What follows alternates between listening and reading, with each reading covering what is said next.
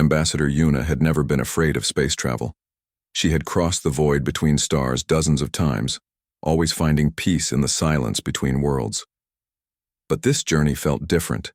Every jump through faster-than-light space felt like a step closer to something terrible. She was not traveling alone.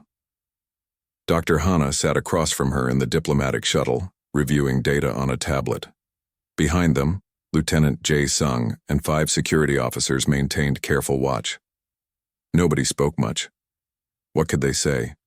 They were flying into the heart of enemy territory to beg for humanity's right to exist. Nexus Prime appeared ahead of them after 6 days of travel. The station was enormous, a city in space larger than anything humanity had ever built.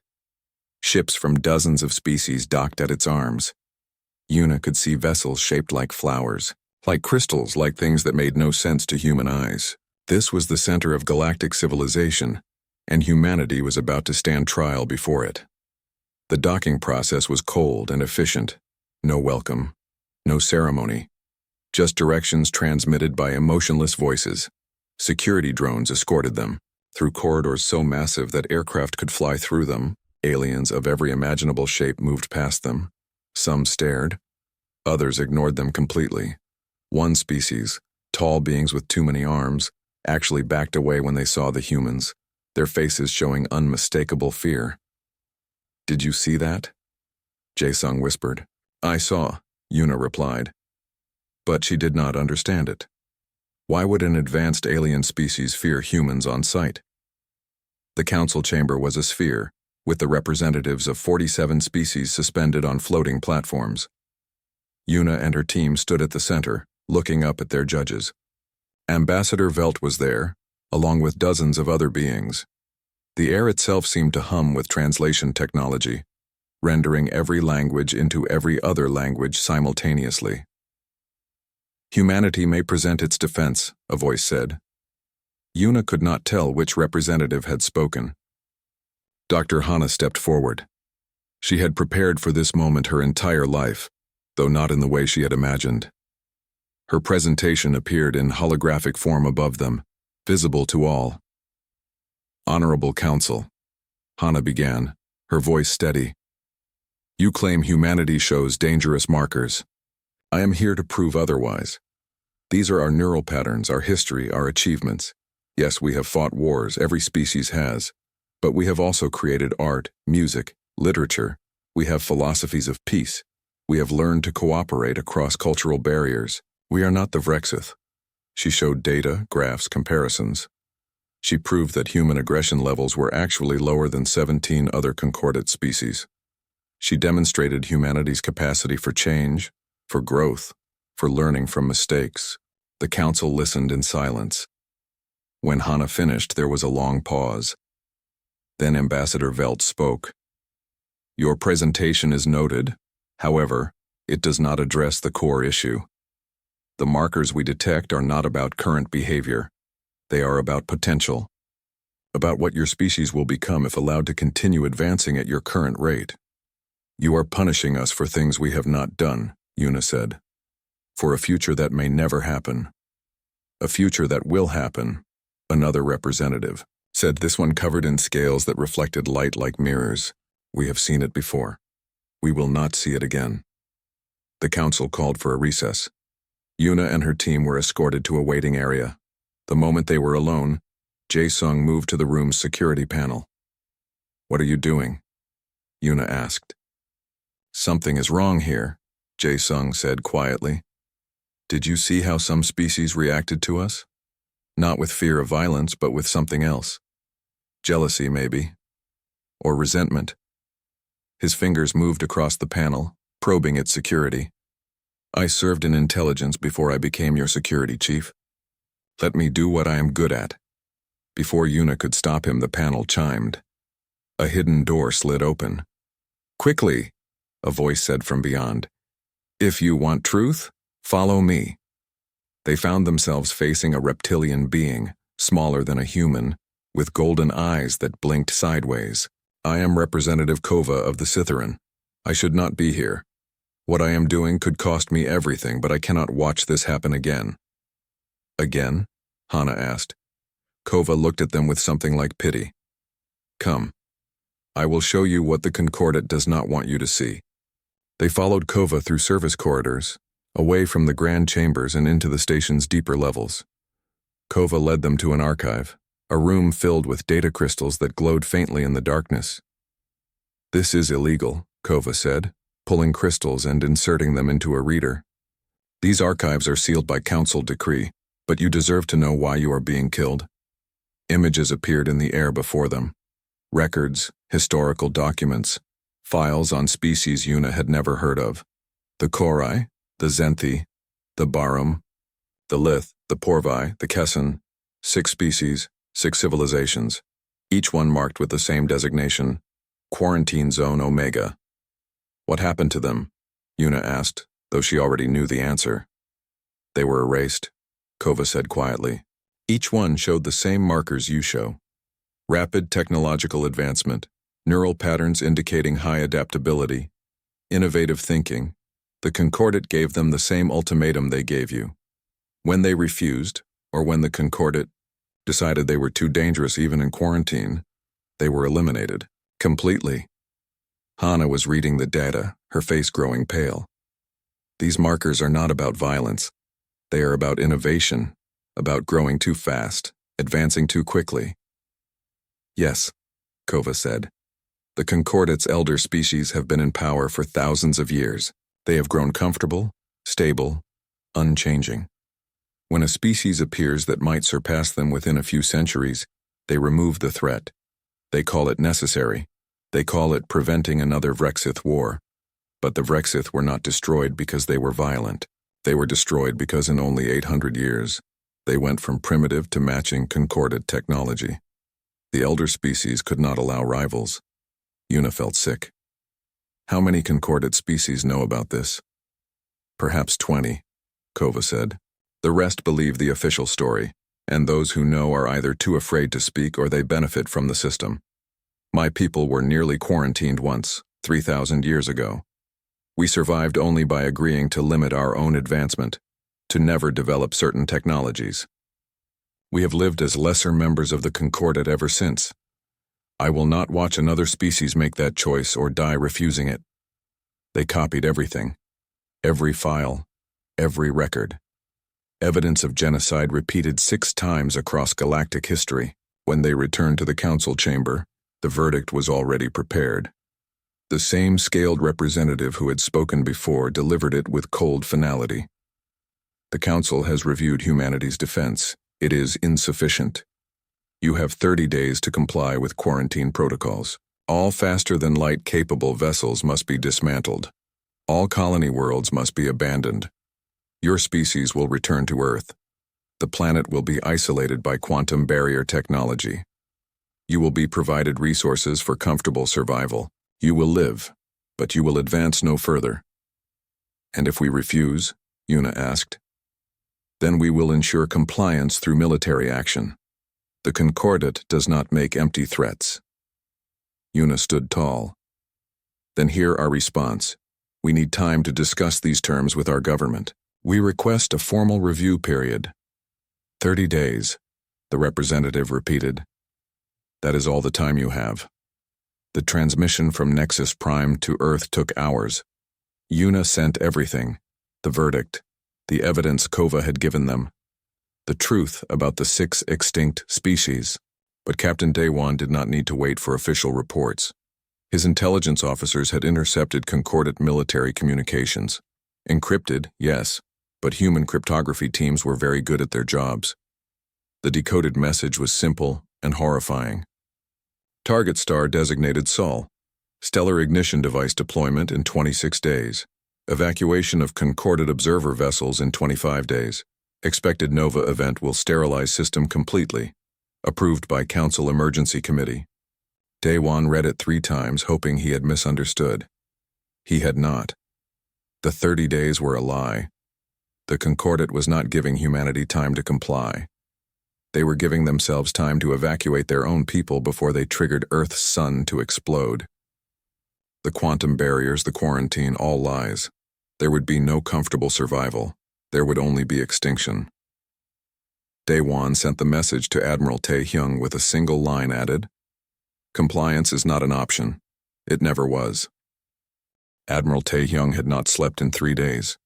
The command center beneath Geneva was full of Earth's best military minds, scientists and engineers, all working on a problem that seemed impossible to solve. How do you save 8 billion people when the most powerful force in the galaxy has decided you should not exist? The evidence was spread across holographic displays, Dr. Hana's files from Nexus Prime, Captain Daewon's intercepted transmission about the stellar ignition device, every piece of information pointing to the same conclusion. Humanity had 30 days before their sun exploded and took Earth with it. "We cannot fight them," General Park said for the 10th time. "We are outnumbered 10,000 to 1. Their technology is centuries ahead of ours. Then we don't fight them their way," said Commander Bo-Ra. She was young for her rank, barely 30, but she had designed half of humanity's current fleet. "We fight them our way." Everyone turned to look at her. She activated her own holographic display, showing a network of interconnected points spreading through space. "Project Exodus Chain," Bo-Ra said. "We cannot win a war, but we can run, and we can do it in a way they will never expect." She explained her plan. Humanity's advantage had always been innovation and speed.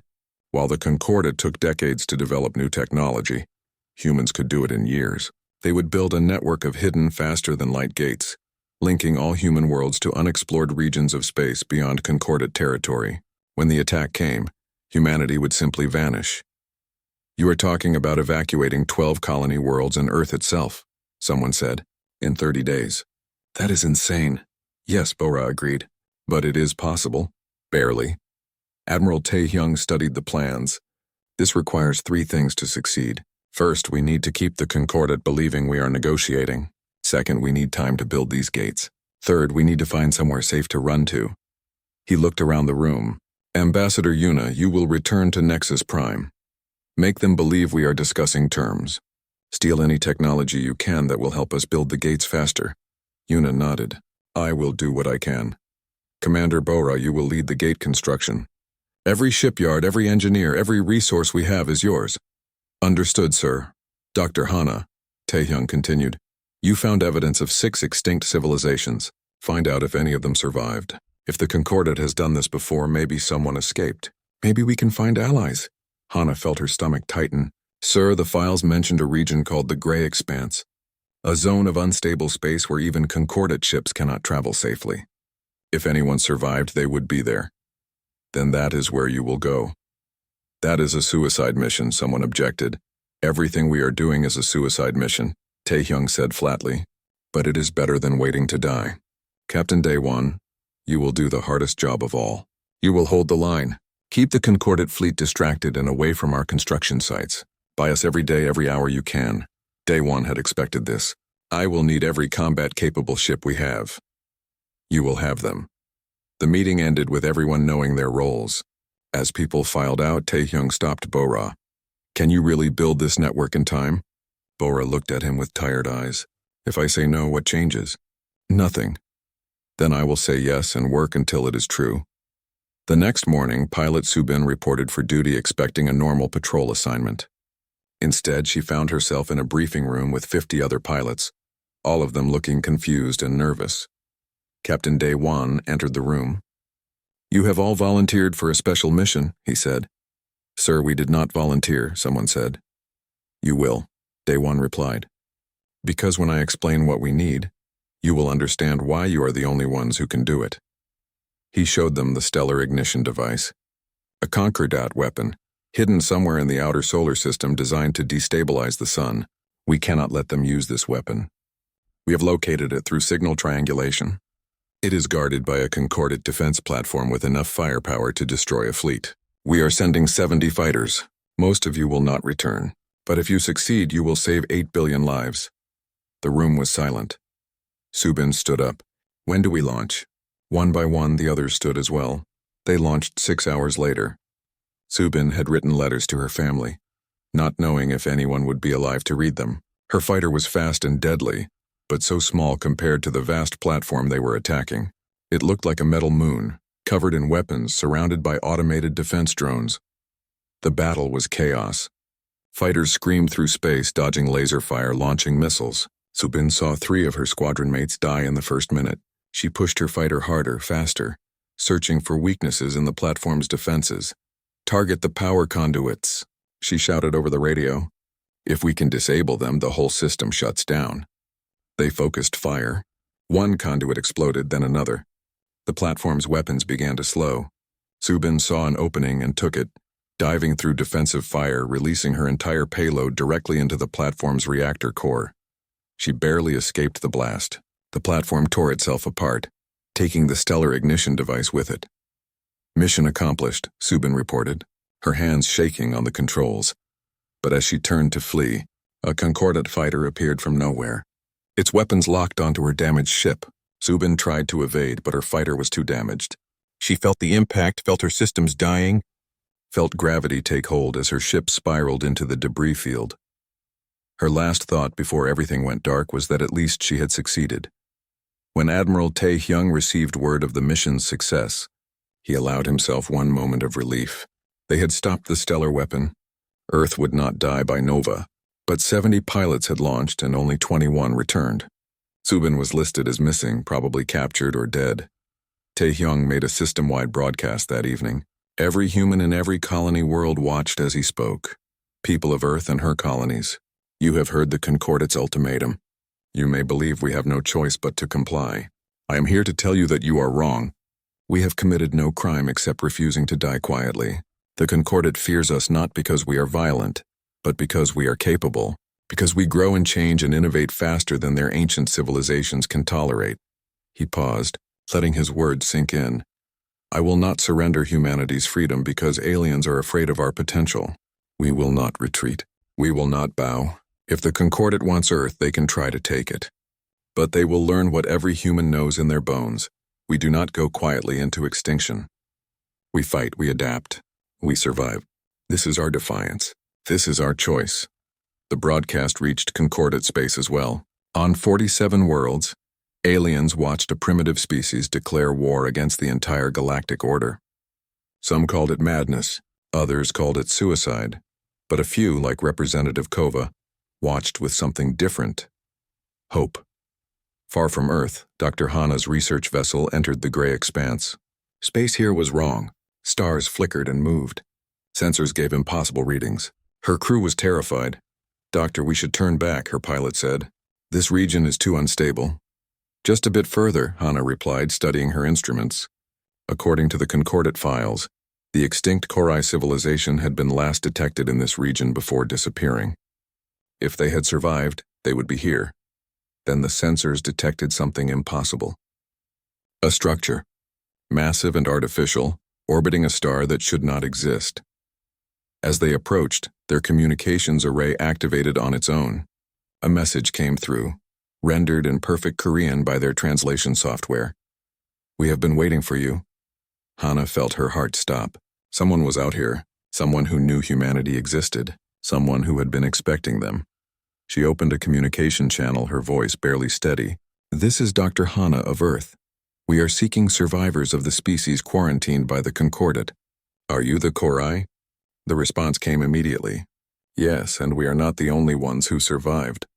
Come aboard, humans. We have much to discuss in very little time." The structure grew larger as they approached. It was not a ship or a station. It was a city, a civilization. Proof that escape from the Concordat was possible. Proof that humanity might have a chance after all. The morning Earth's freedom ended started like any other morning. Captain Daewon stood on the bridge of the Terran flagship Indomitable, watching the blue curve of his home planet through the viewing screen. He had spent 20 years in space fighting pirates and defending colonies, but Earth always made him feel small in the best way possible. 8 billion people down there living their lives never knowing how fragile their peace really was. That peace shattered when the sensors screamed. 40 ships appeared from nowhere. Not human ships. These vessels were massive, covered in strange metals that seemed to drink in starlight rather than reflect it. They moved with purpose, taking positions around Earth's orbital defense platforms. Daewon's communications officer turned to him, face pale. "Sir, they're broadcasting on all frequencies. They say they represent the Galactic Concordat. Daewon knew that name. Every human did. The Concordat ruled the known galaxy. 47 alien species united under one government. Humanity had sent hundreds of messages to them over the past century, hoping for contact, for trade, for friendship. The Concordat had never responded. Until now. "Put them through," Daewon said. The alien that appeared on screen was tall and thin, with skin that shifted colors like oil on water. Its eyes were too large, too knowing. When it spoke, a translator rendered its words into perfect Korean. "I am Ambassador Velt of the Muron Collective, speaking for the Galactic Concordat. We have monitored your species since you achieved faster-than-light travel. We have reviewed your history, your biology, your patterns of expansion. The Council has reached a decision regarding humanity." Down on Earth in the Terran Assembly Hall, Ambassador Yuna watched the same broadcast. Around her, representatives from every nation and colony world sat frozen. This was the moment humanity had dreamed of for generations. First contact, the beginning of something greater. Ambassador Velt continued speaking, and those dreams died. Humanity is hereby designated as Quarantine Zone Omega-7. All human vessels will immediately return to designated human space. No human ship may leave your current territory. All colony expansion must cease. You have violated no law, committed no crime. This is preventive action. The assembly hall erupted. Yuna felt her stomach drop. Preventive action. They were being imprisoned for crimes they had not committed. "This is outrageous," someone shouted. "You have no right." Ambassador Velt's expression did not change. "We have every right. We have governed this galaxy for 11,000 years. We have seen what happens when certain species are allowed to grow unchecked. The patterns in your neural structure, your rate of technological advancement, your aggressive expansion, all match markers we have seen before, markers that led to the HFY War." Yuna stood slowly. She had studied xenohistory. The HFY War was ancient legend, a conflict that supposedly killed trillions before the Concordat destroyed the HFY homeworld. But that was 3,000 years ago. "You are comparing us to a species that tried to conquer the galaxy?" Yuna asked, keeping her voice calm. "We have fought no wars of conquest. We have harmed no other species." "Not yet," Velt said. "The Vrexith said the same things once. We will not make that mistake again. You have 30 days to comply with quarantine protocols. Vessels are being positioned around each of your colony worlds to ensure compliance. This is not negotiable." The transmission ended. Silence filled the assembly hall for exactly 3 seconds. Then everyone started shouting at once. In her laboratory at the Tokyo Research Institute, Dr. Hana shut off the broadcast and pressed her hands against her face. She had spent her entire career preparing for this moment, for contact with alien species. She had learned 6 Concordat languages, studied their cultures through intercepted transmissions, written papers on how humanity could integrate peacefully into galactic society. She had never imagined this. Her assistant, a young researcher named Minji, stood in the doorway. "Doctor, what do we do?" Hana did not have an answer. 3 hours later, Hana received a summons to the assembly. They wanted experts, people who understood the Concordat better than anyone else. She took a shuttle from Tokyo to Geneva, her mind racing through everything she knew. The Vrexith markers, neural patterns, aggressive expansion. It made no sense. Humanity was not unique in any of those factors. Unless the Concordat was not telling the full truth. When she arrived at the assembly, she found chaos. Representatives argued and shouted. Some wanted to fight, others wanted to surrender. A few suggested running, taking every ship humanity had and fleeing into unexplored space. Admiral Taehyung stood at the central podium, his voice cutting through the noise like a blade. "We will not bow to this. We have done nothing wrong. If the Concordat wants to imprison us, they can try. But humanity does not surrender its freedom because aliens are afraid of what we might become. And how do you propose we fight them?" Someone shouted back. "They have 47 species, thousands of worlds, technology beyond anything we possess." "Then we innovate," Taehyung said. "We adapt. We do what humans have always done. We survive." Ambassador Yuna took the podium next. She was younger than Taehyung, less decorated, but when she spoke, people listened. "Fighting now is suicide. We need information. We need to understand why they really fear us. I request permission to return to Concordat space to speak before their council, to buy us time." The vote was close, but Yuna won. She would go. She would ask questions, and maybe, just maybe, she would find a way out of this trap. Captain Daywan did not attend the assembly.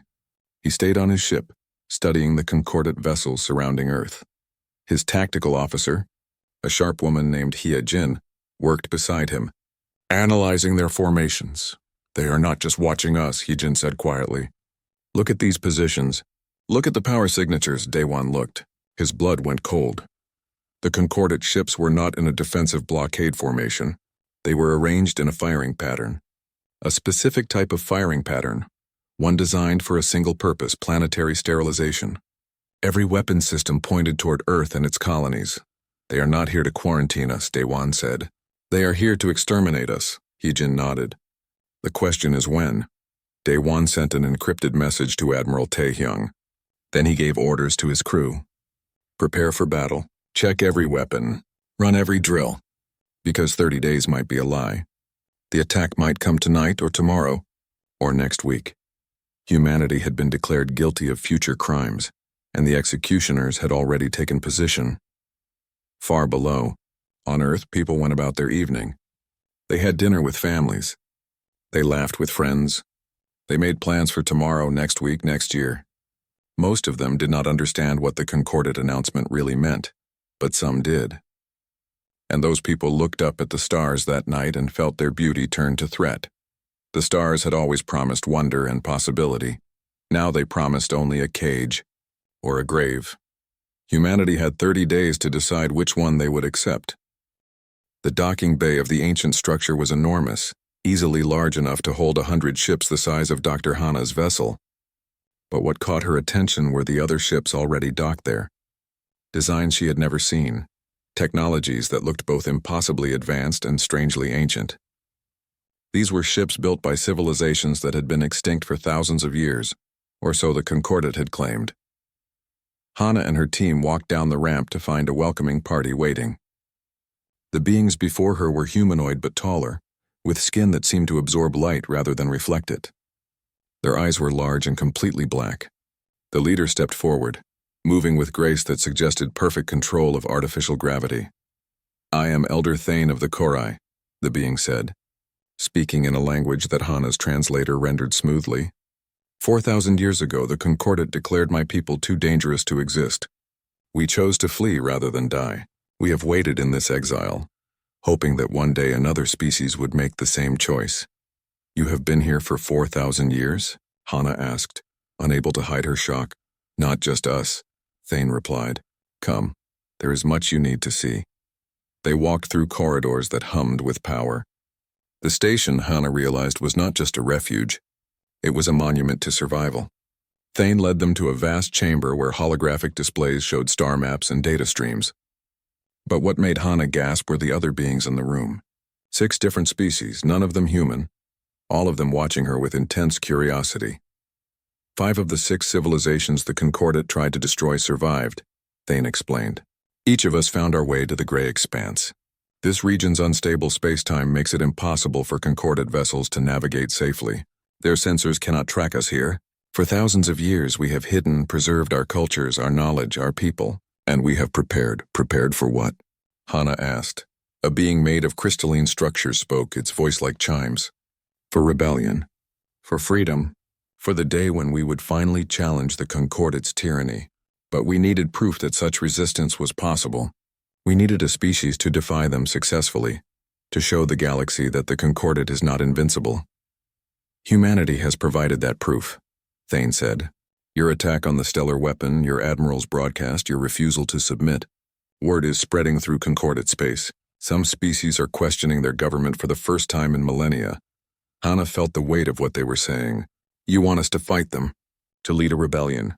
No, Thane said gently. We want to fight beside you. Together we have technologies the concordant has never seen. Innovations developed in secret over thousands of years. Alone, none of us could challenge them. Together we might actually survive. Back at Earth, Captain Daywan was learning just how difficult survival would be. The concordant had not reacted well to Admiral Taehyung's broadcast. Their blockade around Earth had transformed into an active siege. Every day brought new attacks, probing humanity's defenses, testing their resolve. Daewon's tactical officer, Haye-jin, managed the defense from the bridge of the Indomitable. Human ships were outnumbered and outgunned, but they had advantages the Concordat did not expect. Human tactics were unpredictable, born from centuries of warfare against each other. Where Concordat forces followed rigid formations and established strategies, human commanders improvised, adapted, used tricks that no military academy would teach. Concordat cruiser approaching Sector 7, Haye-jin reported. They expect us to meet them with a defensive formation. Then we will not, Daewon said. Send 3 fighters on an attack vector. Make them think we are retreating. When they pursue, we hit them from above with the Defiant and Courage. The tactic worked. The Concordat cruiser fell into the trap, taking damage before retreating. It was a small victory, meaningless in the larger war, but it bought time. Every hour they held the line was another hour for Commander Bora to build the Exodus chain gates. On one of Jupiter's moons, Bora worked without sleep, fueled by stimulants and desperation. The gate construction was proceeding faster than she had dared hope, but not fast enough. They had built 17 gates so far, scattered across human space. They needed 40 to evacuate everyone. Her engineering teams worked in rotating shifts, fabricating components from materials stripped from every available source. Mining stations, old satellites, decommissioned ships, everything was being repurposed. The gates themselves were based on Concordat technology, but improved by human innovation. Smaller, faster to build, and capable of linking to destinations without fixed receivers on the other end. Commander, we are running out of exotic matter for the gate cores, her lead engineer reported. Then synthesize more, Bora said. I do not care if you have to tear apart planets. We need those gates operational. On Nexus Prime, Ambassador Yuna played the most dangerous game of her life. She met daily with Concordat representatives, pretending to negotiate terms for humanity's surrender, while secretly stealing every piece of technology she could. Her security chief, Jae-sung, had proven remarkably skilled at infiltration. Every night he accessed restricted sections of the station, copying data, sabotaging security systems, creating confusion. They had already stolen gate technology, weapons designs, and most importantly, the Concordat's own surveillance network protocols. Soon humanity would be able to see what the Concordat saw, know what they knew. But Yuna knew their time was running out. The Concordat was growing suspicious. Guards watched them more closely each day. Soon they would be arrested or killed. Deep in Concordat territory in a prison station orbiting a dead world, pilot Subin woke to find herself alive. She was in a cell, her body aching from injuries sustained when her fighter was destroyed. Guards had found her in the debris field, unconscious but breathing. They kept her in isolation for 3 days before the interrogations began. They wanted to know about Earth's defenses, about Admiral Taehyung's plans, about how humanity planned to resist. Subin told them nothing. She endured their questions, their threats, their attempts to break her will. On the 4th day, something changed. Alarms screamed through the station. Subin heard weapons fire, explosions. Then her cell door exploded inward. A human soldier stood in the smoke, weapon ready. Pilot Subin? Yes, she managed to say. Private Jiwoo, Terran Special Forces. We are getting you out of here. Jiwoo's team had not come just for Subin. As they fought their way through the station, they opened every cell they found. Thousands of prisoners emerged, beings from dozens of species. Political dissidents, rebels, anyone who had questioned Concordat authority. The station descended into chaos as freed prisoners fought their captors. Jiwoo got Subin to an escape shuttle along with 200 other freed prisoners. As they launched, Subin looked back at the station. It was burning, its systems failing, its guards overwhelmed. Why did you save all of them? Subin asked. You only needed to rescue me, Jiwoo smiled grimly. Orders from Admiral Taehyung. If we are going to fight a war, we need every ally we can get. Those prisoners hate the Concordat as much as we do. Some of them are warriors, others are engineers, scientists, people who can help us. Back on Earth, Ambassador Yuna received the news about the prison break with satisfaction, but her satisfaction was short-lived. That evening, she received a summons from the Concordat High Council. Not a regular session, but an emergency meeting. When she arrived, the council chamber was filled with tension. Ambassador Velt looked at her with something she had not seen before. Uncertainty. You have deceived us, Velt said. You pretended to negotiate while preparing for war. Your species has proven exactly what we feared. You are dangerous, unpredictable, and you refuse to be controlled. Yes, Yuna said simply. We are all of those things. And you made us this way by trying to exterminate us for crimes we never committed. The Council has reached a final decision, Velt continued. You have 72 hours. Then we deploy the Void Hammer. Yuna felt ice in her stomach.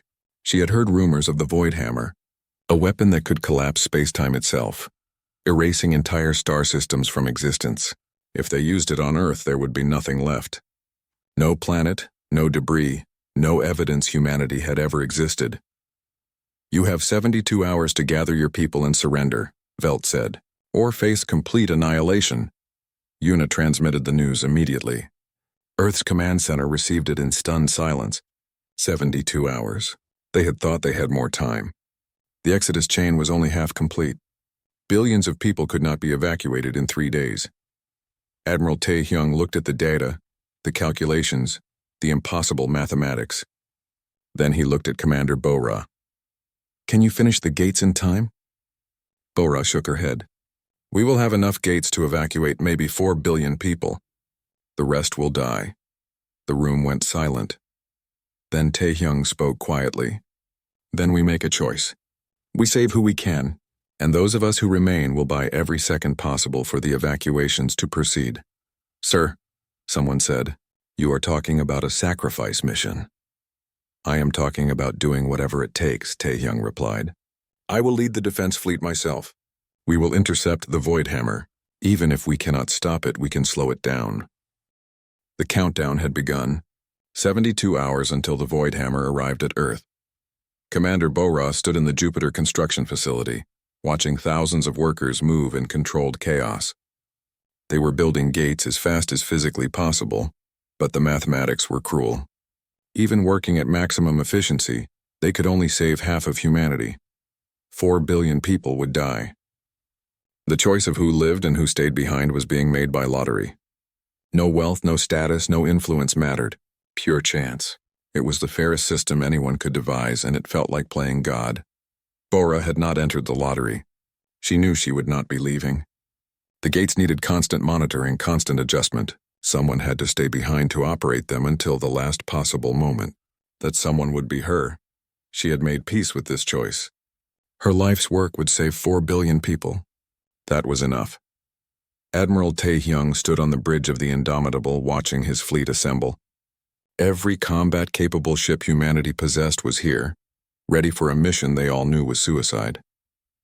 Their objective was simple: intercept the Void Hammer and delay it as long as possible. Even a few extra hours could mean millions more evacuees reaching safety. Captain Daewon commanded the second wave. His tactical genius needed to coordinate the chaotic defense. Pilot Su-bin, recovered from her captivity, had insisted on returning to flight duty. She led a squadron of fighters, all volunteers who had chosen to stay and fight rather than evacuate. Sir, Daewon said quietly, they are saying goodbye down there. Tae-hyung nodded. On Earth below, families were separating. Parents sending children to the evacuation ships, lovers promising to find each other again somehow. People recording final messages for those they would never see again. The planet was breaking apart, not physically, but emotionally. The wounds would never fully heal. All ships report ready, the communications officer announced. Tae-hyung opened a channel to the entire fleet. We all know what we face. We all know the odds. We are buying time with our lives. But remember this. Every minute we hold that weapon is another 1,000 people saved. Every second matters. Humanity will remember what we do today. They will remember that we stood when we could have run. They will remember that we fought when we could have surrendered. Make those memories proud. The fleet moved out, leaving Earth's orbit behind. They would meet the Void Hammer in deep space, far enough from Earth to protect the evacuation ships from the weapon's effects. But as they prepared for battle, something impossible happened. Space itself seemed to tear open. Massive portals appeared, and through them came ships unlike anything the Concordat had ever deployed. Sleek vessels that seemed to bend light around them, crystalline craft that pulsed with unknown energy, organic-looking ships that moved like living things. Sir, we are receiving a transmission, the communications officer said, her voice shaking with disbelief. Elder Thane's face appeared on screen. Admiral Taehyung, we have arrived. The free civilizations of the Gray Expanse stand with humanity. We will not let you face extinction alone. Behind Thane's ship, Taehyung could see hundreds of vessels, the combined fleets of 5 extinct civilizations, preserved and improved over thousands of years of hidden development.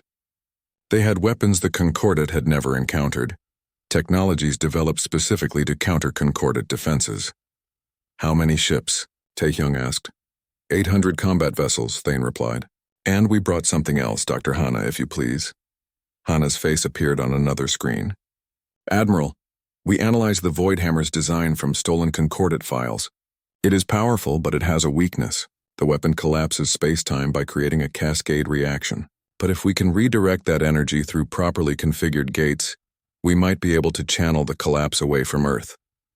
Redirect it where? Taehyung asked. To empty space beyond Concordat territory, Hana explained. But it requires precise coordination.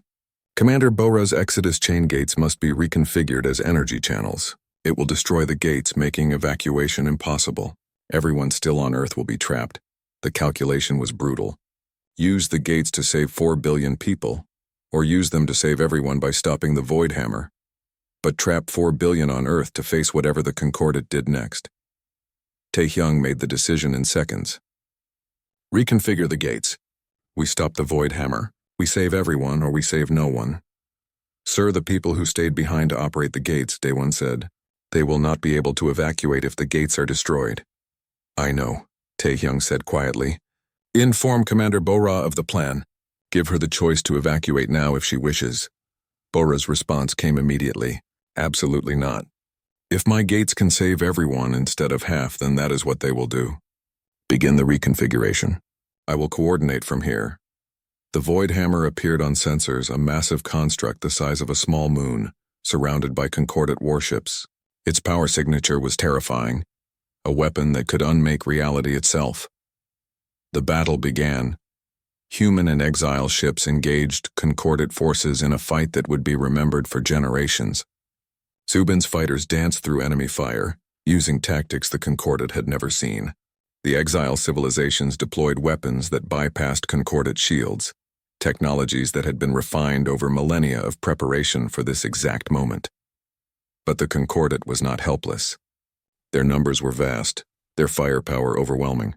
Ships exploded on both sides, space filled with debris and the flashes of dying reactors. Admiral Taehyung led his ships directly into the heaviest fighting, drawing Concordat attention away from the Voidhammer itself. His ship took damage, systems failing one by one, but he held position. Captain Daewon coordinated strikes with mathematical precision, finding weaknesses in Concordat formations, exploiting every advantage, and through it all, the Voidhammer charged. Its power signature grew, space around it beginning to warp and twist. They were running out of time. On Jupiter's moon, Bora watched her instruments as the gates reconfigured. The mathematics were beautiful and terrifying. If this worked, they would redirect the Voidhammer's collapse into a permanent tear in spacetime, a gateway to regions beyond any map. If it failed, Earth and everything around it would simply cease to exist. Reconfiguration at 90%, her lead engineer reported. Keep going, Bora said calmly. Around her, the facility shook as distant explosions reached even this far from the main battle. Concordat forces had found them. They were attacking the gate facility, trying to stop the reconfiguration. We have incoming, someone shouted. Ignore them, Bora ordered. Focus on the gates. We only need 1 more minute. The facility's walls exploded. Concordat soldiers poured in. Bora's security forces fought desperately, buying seconds. An engineer fell, then another. Bora kept working, her fingers flying across controls as weapons fire filled the air around her. Reconfiguration complete, she shouted. The Voidhammer fired. Space itself screamed. Reality bent and twisted as the weapon activated, a wave of collapsing space-time rushing toward Earth at the speed of causality itself. Nothing could outrun it. Nothing could stop it. But the Exodus chain gates, reconfigured and synchronized, caught the energy. 40 gates across human space lit up simultaneously, creating a network that channeled the Voidhammer's power like water through pipes. The collapse did not spread randomly. It followed the path Bora had calculated, flowing through the gates, being redirected, reshaped, transformed. And then it exploded outward, not toward Earth, but away from it. A massive tear in space-time opened beyond concorded territory, a permanent gateway leading to unexplored regions of the galaxy. The Voidhammer's energy, meant to destroy, instead created something new. Admiral Tae-hyung watched from his dying ship as the weapon's energy dispersed harmlessly. They had done it. They had actually done it, but the victory came with a cost. The Concordate fleet was retreating, shocked by their failure. The Voidhammer itself had burned out, its power exhausted. But the gates were destroyed. The facility on Jupiter's moon was silent, and Bora was not responding to communications. The battle ended not with grand victory, but with exhaustion. Both sides pulled back, too damaged to continue fighting. Ambassador Yuna, still on Nexus Prime, watched as the Concordate Council convened an emergency session. The chamber was in chaos. Some species demanded continued war. Others, shocked by the failure of their ultimate weapon, argued for negotiation. Representative Kova spoke publicly for the first time, revealing the truth about the 6 extinct civilizations, about the Concordate's policy of elimination. The revelation sparked protests across Concordate space. Some species withdrew their fleets entirely. Others demanded answers from their leaders. In the chaos, Yuna saw an opportunity. She stepped forward, her voice amplified across every Concordate world. "You tried to destroy us for being too dangerous," she said. "But the only danger we pose is to your stagnation. You have ruled this galaxy for thousands of years, growing comfortable, unchanging, afraid of anything new. We are not your enemy. We are your wake-up call. The galaxy is vast. There is room for all of us. But not if you keep trying to eliminate anyone who might challenge your dominance.